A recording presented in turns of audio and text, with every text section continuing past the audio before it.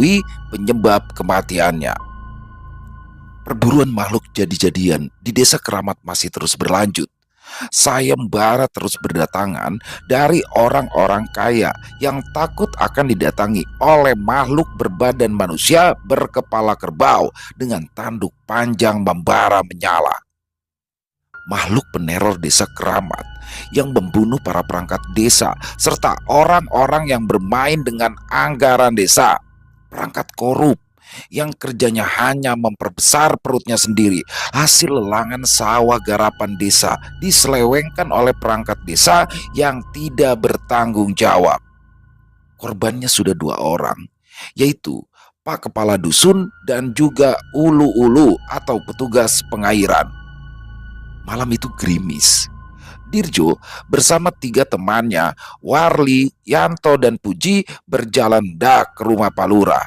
Lurah baru yang baru saja dilantik, lurah yang baru beberapa bulan menjabat. Nama Dirjo CS sudah tidak diragukan lagi di desa Keramat. Selain kocolok dan kocak, Dirjo CS juga cukup disegani karena tingkah ngawurnya. Salah ataupun benar tetap saja ngamuk. Tidak bisa jalur damai, maka lewat jalur goib pun jadi. Hasil nomor 2, yang penting usaha.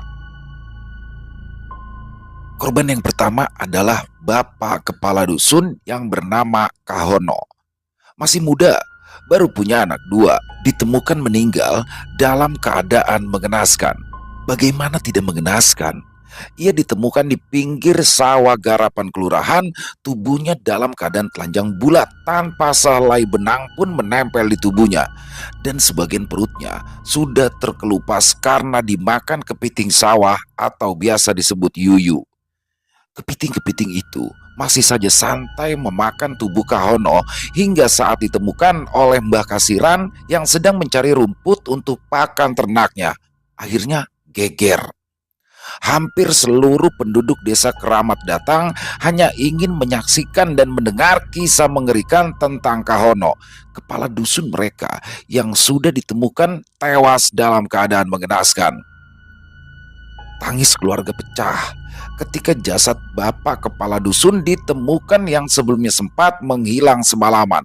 Ada saksi kunci atas meninggal dunianya Pak Kadus, yaitu Pak Warsito, yang pada malam kepergian dari Pak Kadus, Pak Warsito melihat Pak Kadus berboncengan dengan wanita berambut panjang. Menurut kesaksian dari Pak Warsito, ketika diinterogasi oleh Dirjo CS saat mereka menyelidiki sebab kematian dari Pak Kadus.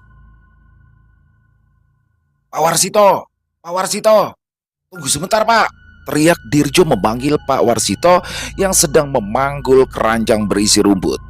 Pak Warsito menoleh, lalu ia mempercepat langkahnya walau keranjang berat dengan rumput seolah menghindari Dirjo CS. Akan tetapi Dirjo CS pun berlari untuk menyusulnya. Pak, tunggu Pak, wih, tunggu toh Pak, tegas Dirjo yang berhasil meraih tangan dari Pak Warsito. Sudah jangan ganggu aku takut mati, jawab Pak Warsito ketakutan. Loh, memangnya kami ini malaikat pencabut nyawa? Oh piye Pak, celetuk Dirjo sembari cengengesan setengah bertanya. Brak! Keranjang diturunkan dengan kasar.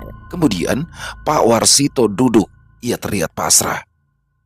Mau apa sih Cok? Tanyanya ketus. Yang sudah-sudah kan, kalau hal-hal begini kamu ikut, pasti aku akan mati jadi korbannya, ucap Pak Warsito dengan ucapan yang lugu. Boten Pak, saya itu cuma pengen tahu ceritanya ketika sampean melihat Pak Kadus sebelum ditemukan tewas. Dirjo mencoba menjelaskan. Mereka lalu duduk di tanggul di bawah pohon randu besar, di samping bambu yang rindang dekat dengan sawah, dan di sebelahnya juga ada sungai yang besar. Pak Warsito tampak menghela nafas berat sebelum akhirnya ia berucap pelan. Begini, malam itu aku kan ronda Jo. Pas keliling aku berpapasan dengan Pak Kadus yang saat itu sedang boncengan dengan cewek rambutnya panjang sampai nutupin mukanya. Ya jadi aku ndak kenal, entah warga sini atau siapa, aku juga ndak paham. Lepas itu beberapa menit kemudian Pak Warsito di sini menggantung kalimatnya, lalu ia terdiam membisu sembari melinting tembakaunya. Lalu apa, Pak? Kemudian apa? Setengah-setengah. Warli merangsek pertanyaan. Iyo, di belakang. Setelah Pak Kadus itu lewat dengan memboncengkan wanita itu ada. Lagi-lagi di sini Pak Warsito menggantung kalimatnya. Ada apa sih, Pak? Teriak Dirjo CS. Hampir bersamaan mereka sangat penasaran dengan kisah selanjutnya.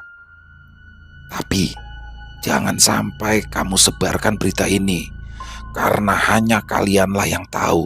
Sebab kemarin Pak Lurah juga nggak aku kasih tahu, ucap Pak Warsito sambil membakar rokok lintingannya. Asap mulai mengepul dari mulut Pak Warsito yang beberapa kali menghisap, lalu mengeluarkan asapnya agar rokok lintingan bisa menyala. Ditiupkannya rokok itu berulang.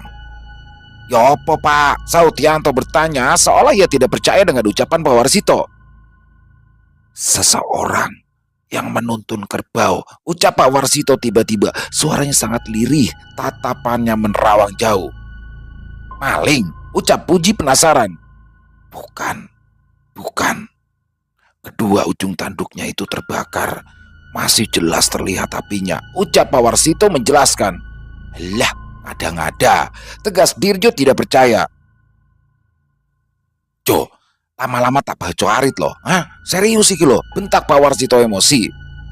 Kerbaunya itu loh, Pak, yang bikin saya tidak percaya. Masa ada kerbau yang sedang terbakar tanduknya manut dituntun? Mestinya lah yo moleng-moleng panasan gitu loh. Panjang lebar Dirjo menjelaskan kenapa ia tidak mempercayai ucapan dari Pak Warsito itu. Sebelum Pak Kadus, itu kan ulu-ulu yang meninggal. Kamu ingat gak? Pak Warsito justru mengalihkan pembicaraan dengan kembali mengingatkan tentang kematian dari ulu-ulu. Kamu tahu nggak penyebabnya apa? Tanya Pak Warsito lagi. Enggak, saut Dirjo CS hampir bersamaan. Nah, sebaiknya kamu cari Mbah Yem. Dia itu tahu penyebabnya, karena Mbah Yem itu yang tahu, tapi jangan bilang-bilang sama siapapun. Kasihan loh, Mbah Yem itu sudah tua. Awas, kalau sampai terjadi apa-apa sama Mbah Yem, kalian akan bertanggung jawab. Jelas Pak Warsito. Oke. Terima kasih, Pak, ucap Dirjo CS. Kemudian Dirjo CS berlalu pergi. Sore harinya, Dirjo CS mendatangi warung Bayem yang ada di pinggir lapangan. Kebetulan Bayem memiliki warung kopi di sana. Bayem, kopi hitam 4, pesan Warli. Oh, iki bocah yang kemarin nipu aku, ucap Bayem. Maaf, Bah, guyon loh, Mbak, timpal Warli sambil cengengesan. Beberapa saat mereka menyaksikan orang-orang yang sedang bermain voli di lapangan sambil menunggu pesanan kopi mereka dibuat oleh Bayem. Bayem, saya mau tanya nih, kejadian tentang yang sudah menimpa ulu-ulu. Dirjo mulai bertanya. Bayem di sini tampak tersentak kaget. Walah, sontoloyo Warsito. Ngapain dikasih tahu Cak Kentir ini? Gerutu Bayem dalam hati. Aduh, jangan Yojo, jangan. Aku takut loh nantinya menyebar, jawab Bayem menolak mentah-mentah. Ia tidak mau menceritakan kisah kematian ulu-ulu karena takut menjadi fitnah. Gambah, kami sekarang itu sudah jinak, tidak lagi liar, sahut Puji. Sambut Cak Kentir. Dirjo CS tertawa. Beneran ya, wo? Awas kalau sampai menyebar cerita ini. Jadi maghrib itu aku dibantu cucuku sedang ringkes-ringkes dagangan. Lah, dari arah lor kono kae ada 3 orang, gak tahu dari mana, mampir malah mau ngopi. Ya sebentar sama makan lontong campur. Tentu aku layani dulu sembari sebagian barang dibawa pulang. Lalu mereka itu nambah lagi makan lontongnya dan juga gorengan. Yang tersisa 8 itu dimakan juga.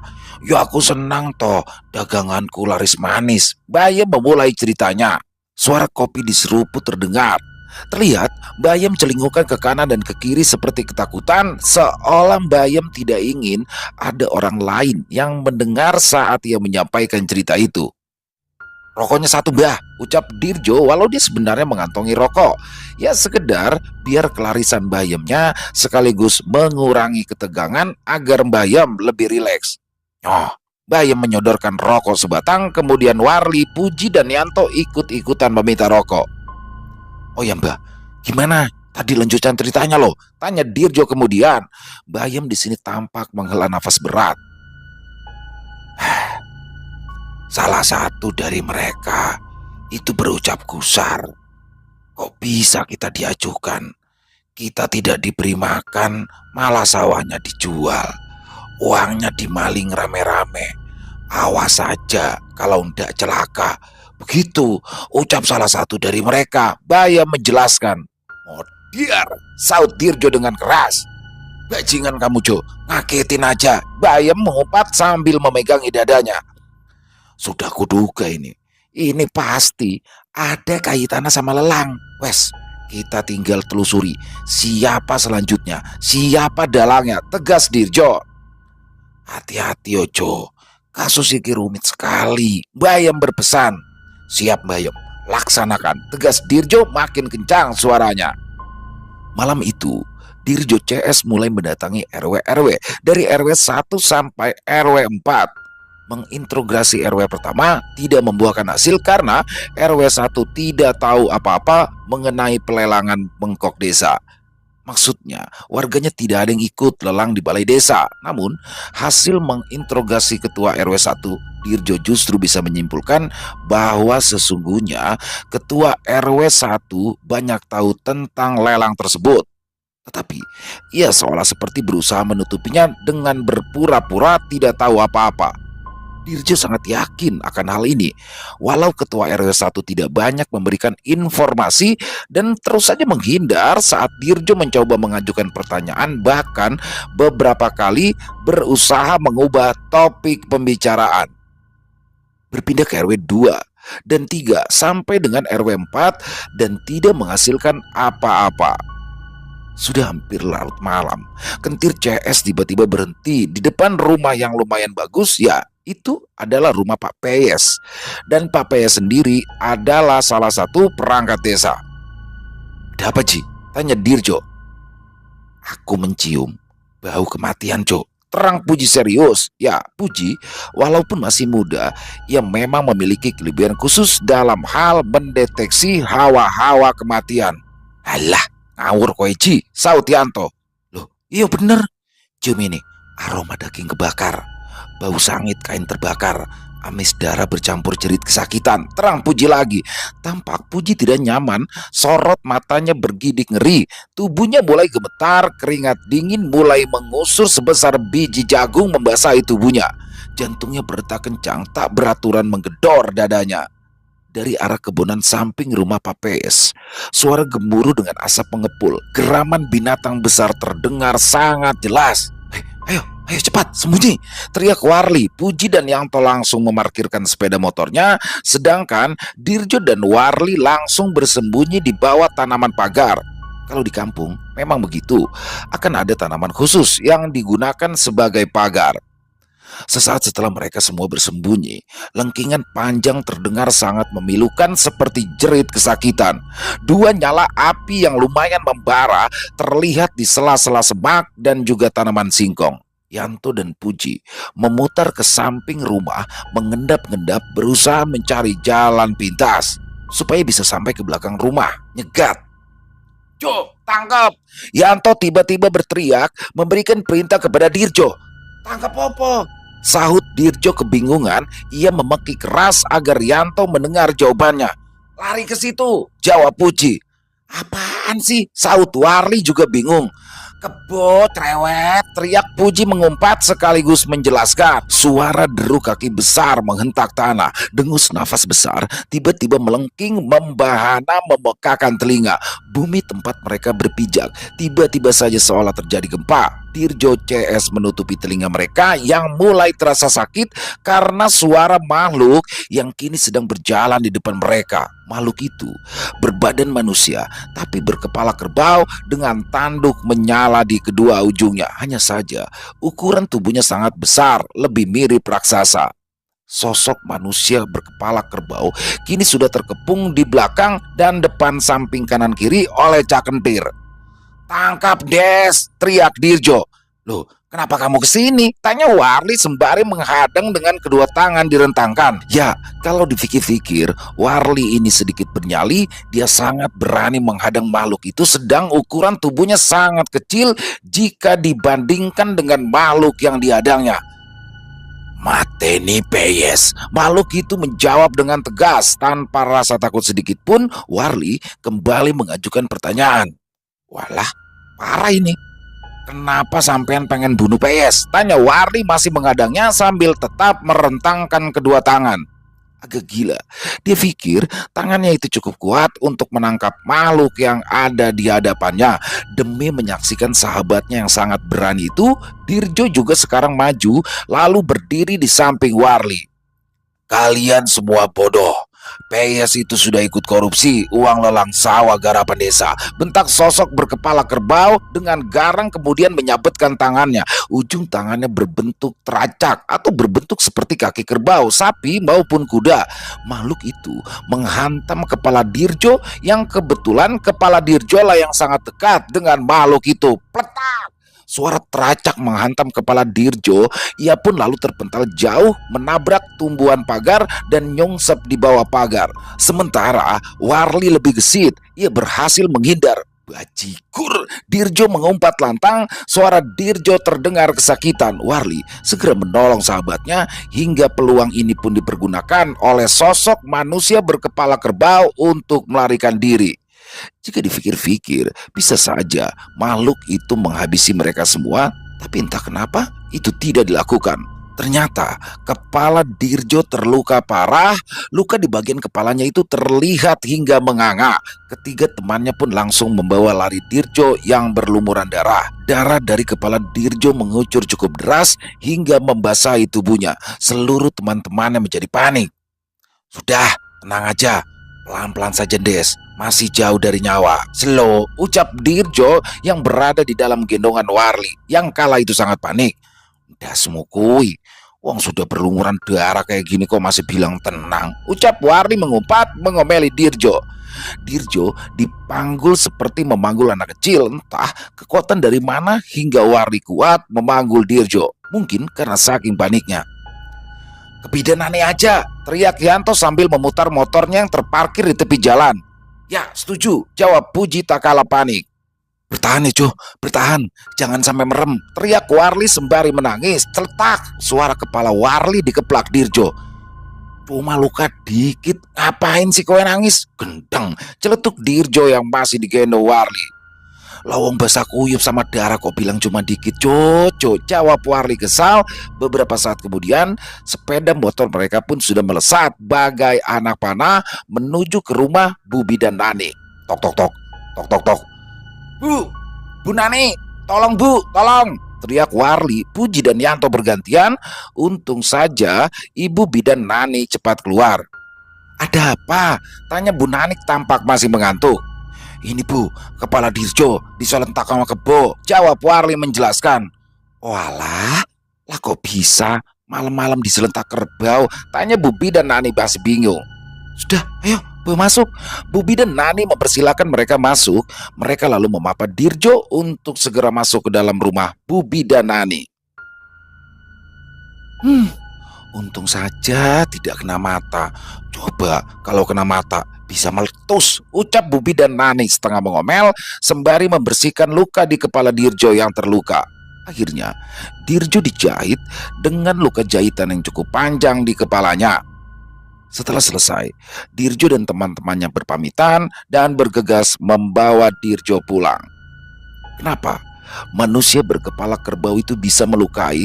Seperti halnya kuyang ataupun leak, bahkan banaspati, mereka bukan lagi dedemit melainkan siluman atau seseorang yang melakukan perjanjian bersekutu dengan iblis. Mereka mampu melukai, bahkan mematikan. Keesokan harinya, Pak Peyes ditemukan meninggal dunia di pinggir Belumbang. Kolam yang hanya berlantaikan tanah yang ada di belakang rumahnya. Setengah badannya berada di dalam air dan setengahnya berada di darat dengan kondisi mengenaskan. Semua badannya hampir hancur, seolah seperti habis diinjak-injak sesuatu yang besar karena badan sampai kepalanya banyak terlihat luka menganga. Gegerlah pagi itu. Dengan ditemukan jasad Papeyes, seluruh perangkat desa pun datang ke rumah duka, warga pun juga banyak yang datang berhamburan. Isak tangis keluarga Papeyes pecah. Dirjo CS juga hadir ke rumah duka, kemudian melihat jasad Papeyes. Luka-luka persis pas dengan teracak. Kaki binatang berkaki 4 dan sama persis dengan luka milik Dirjo. Dirjo CS akhirnya membantu menggali kubur. Memang di kampung itu tidak ada petugas khusus penggali kubur, warga selalu bergotong royong untuk menggali kubur. Ketika di kuburan, sedang menantikan jenazah dari Papeyes, Dirjo CS melihat sosok yang sama dengan yang mereka lihat malam itu. Sosok itu berdiri di samping pohon kepuh yang lumayan besar. Dirjo lalu berjalan mendekati pohon kepuh, bermaksud memastikan apakah benar sosok itu adalah sosok yang melukainya semalam. Tetapi sosok itu kemudian pergi menghilang di balik pohon. Dan saat Dirjo berhasil mencapai pohon kepuh, sosok itu pun sudah tidak ada lagi di sana. Selepas kematian dari Papeyes, warga desa Keramat pun merasa ketakutan. Desa yang tadinya damai berubah mencekam.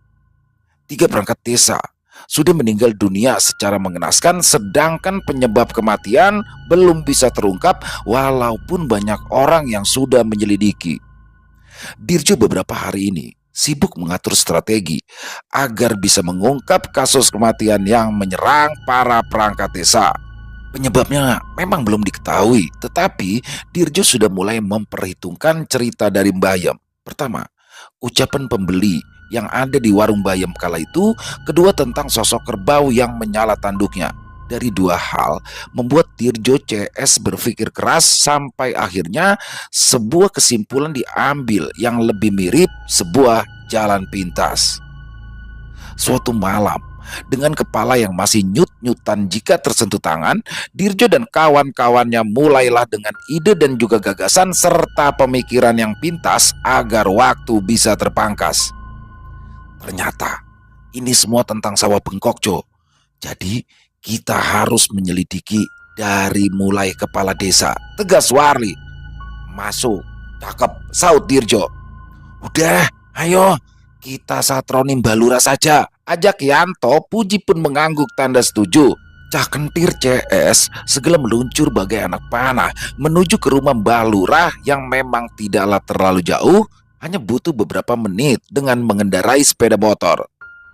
Sesampainya di depan rumah Mbah Lurah, sepi, gelap, ucap Puji. Lagu lama, Lurah kok jam segini udah tidur. Piye iki? Ucap Dirjo menimpali. Lurah setan, gak mikirin warga. Jam segini boyo patroli kek, ngecek warganya kek. Gini-gini minta jabatan diperpanjang jadi 9 tahun. Wedus, gaji telat dikit ngamuk, demo. Bantuan dari pemerintah nggak turun, demo lagi. Giliran turun bangunan malah buat orang-orang yang milih dia. Ancen lu rasu, gerutu Dirjo dengan nada agak jengkel. Ya, omongannya pun jadi ngelantur kemana-mana. Omong apa kowe, ha? Omong apa kamu? Saut suara dari semak-semak dan keluarlah sosok lelaki yang ternyata adalah Mbah Lurah. Enggak, Mbah, cuma bercanda kok. Dirjo menjawab dengan cengengesan. Loh, Mbah Lurah itu ngapain sembunyi? Tanya Yanto. Sudah, motormu segera sembunyikan di lorong sana dan kecilkan suara kalian. Aku iki sedang nunggu sesuatu yang membahayakan. 2 malam sudah aku diganggu entah dari siapa. Yang jelas makhluknya itu siluman. Terang Mbah Lurah panjang lebar. Kemudian ia mengajak Cah Kentir CS melipir ke samping rumah, lalu berjalan di depan rumah tetangganya yang lama kosong ditinggal merantau ke ibu kota. Di sanalah mereka berhenti, di depan rumah kosong tersebut. Di depan rumah kosong, semua pun memperhatikan area rumah Mbah Lurah.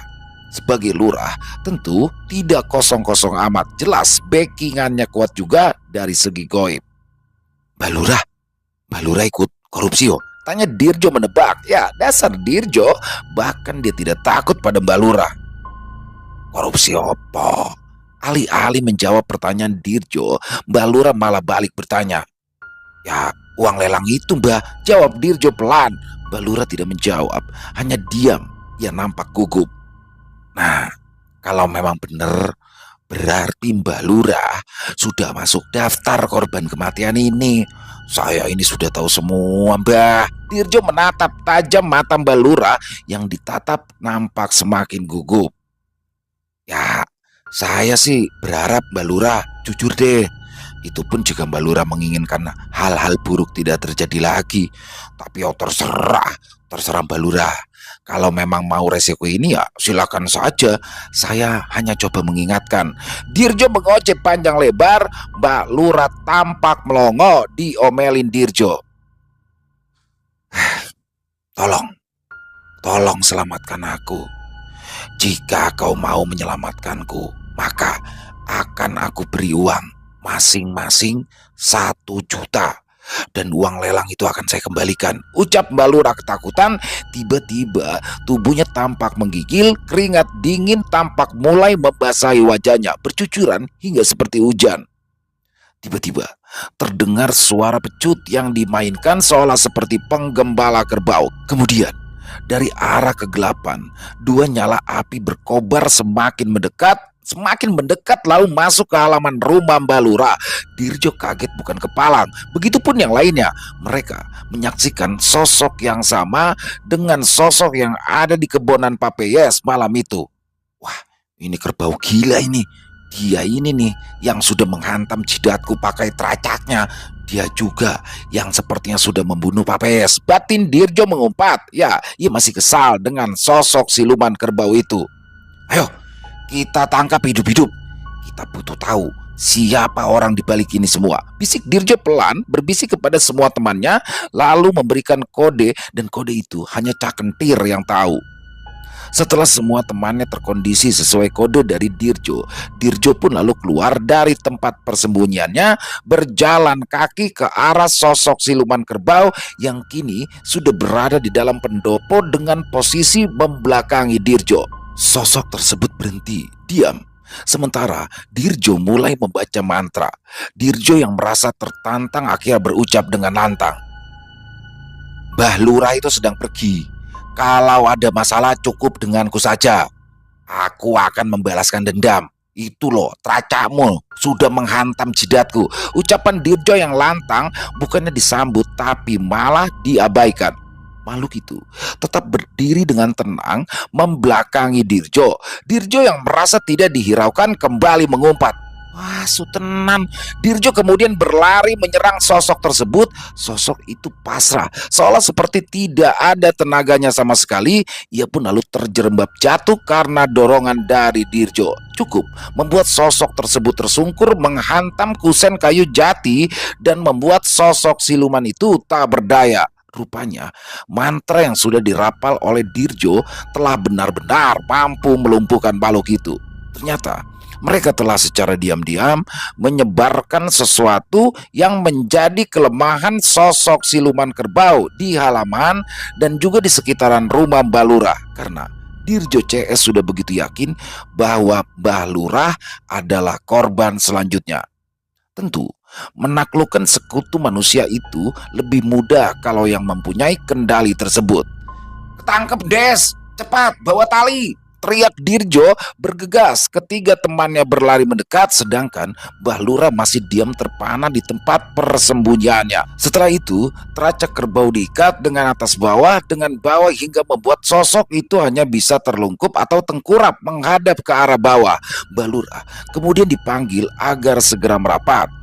Kerbau dengan tanduk yang menyala telah berhasil diikat di tiang pendopo dan Cak Kentir bersama Mbah Lurah duduk di tengah pendopo minum kopi walau gelap-gelapan. Mbah Lurah, siapapun yang datang mencarinya, tangan Dirjo di sini menunjuk ke sosok kerbau setengah manusia itu. Mohon jangan kaget, jangan marah. Apapun alasannya, Dan apapun keputusannya, jangan sampai ada kekerasan loh, pesan Dirjo. Tak lama kemudian, hampir 1 jam menunggu, dari jalan terlihat sorot senter menyala mulai mendekat ke rumah Mbak Lurah. Dan setelah sampai di depan pendopo dan tahu kalau di situ ada Mbak Lurah dan juga Dirjo CS menunggu, orang tersebut langsung ngelimpruk duduk bersimpu di tanah. Kaswadi, refleks Mbak Lurah berucap lirih. Nada suaranya tampak bingung berucap tanya. Maaf, maaf Mbak Lurah, saya hilaf, saya salah, ucap Kaswadi memelas. Kaswadi, kamu itu loh, memangnya ada masalah apa sama aku? Tanya Mbak Lurah bingung. Kenapa? Kenapa sawah garapan yang sedang digarap bapak saya sebagai mantan lurah diambil sebelum waktunya? Kenapa juga saya tidak diperbolehkan membeli sawah lelangan? Saya itu juga warga, Mbah. Kenapa pilih kasih? Dan kenapa harus dibeli semua sama Effendi? Sampai-sampai warga desa yang lain tidak ada yang bisa membelinya. Saya sakit hati ketika warga menawar dengan harga yang di atas harga umum, masih tetap diungguli oleh Effendi. Apa karena Effendi banyak uang? Aku tahu Mbah Lurah dan juga para perangkat desa itu sudah bersekongkol dan mengkorupsi uang lelang dengan dalih perbaikan jalan, tegas Kaswadi panjang lebar. Malam itu, semua masalah selesai, tetapi tiba-tiba saja datang seseorang dengan tergesa-gesa.